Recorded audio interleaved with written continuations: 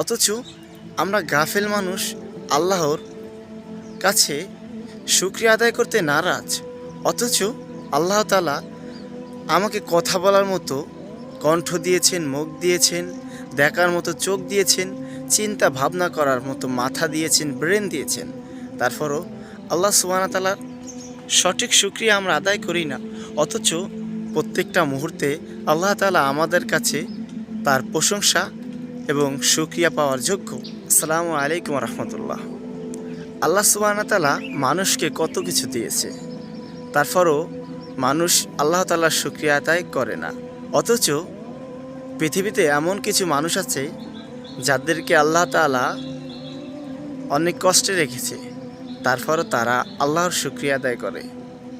এমন কিছু মানুষ আছে যাদেরকে আল্লাহ তাআলা থাকার মতো ঘরবাড়ি দিয়েছে, খাওয়ার মতো রিজিক দিয়েছে, চলার মতো টাকা পয়সা ইত্যাদি ইত্যাদি অনেক কিছু দিয়েছে, তারপরও তারা আল্লাহর শুকরিয়া আদায় করে না।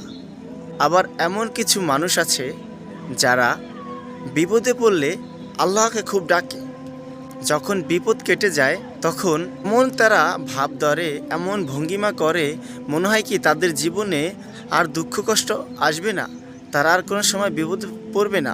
অথচ যে আল্লাহ সুবহানাহু ওয়া তাআলা তাকে বিপদ থেকে উদ্ধার করেছেন, তাকে সঠিক সময়ে সাহায্য করেছেন, সে আল্লাহর শুকরিয়া আদায় করে না। হায় গাফেল মানুষ! অথচ দেখো সেই দিন কতই না ভয়ঙ্কর।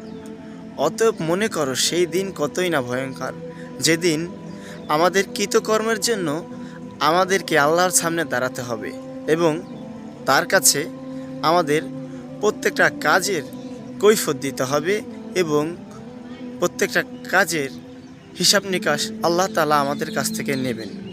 অথচ আমরা গাফেল মানুষ আল্লাহর কাছে শুকরিয়া আদায় করতে নারাজ। অথচ আল্লাহ তাআলা আমাকে কথা বলার মতো কণ্ঠ দিয়েছেন, মুখ দিয়েছেন, দেখার মতো চোখ দিয়েছেন, চিন্তা ভাবনা করার মতো মাথা দিয়েছেন, ব্রেন দিয়েছেন। তারপরও আল্লাহ সুবহানাহু ওয়া তাআলার সঠিক শুকরিয়া আমরা আদায় করি না। অথচ প্রত্যেকটা মুহূর্তে আল্লাহ তাআলা আমাদের কাছে তার প্রশংসা এবং শুকরিয়া পাওয়ার যোগ্য। আল্লাহ সুবহানাহু ওয়া তাআলা আমাদেরকে ক্ষমা করুন।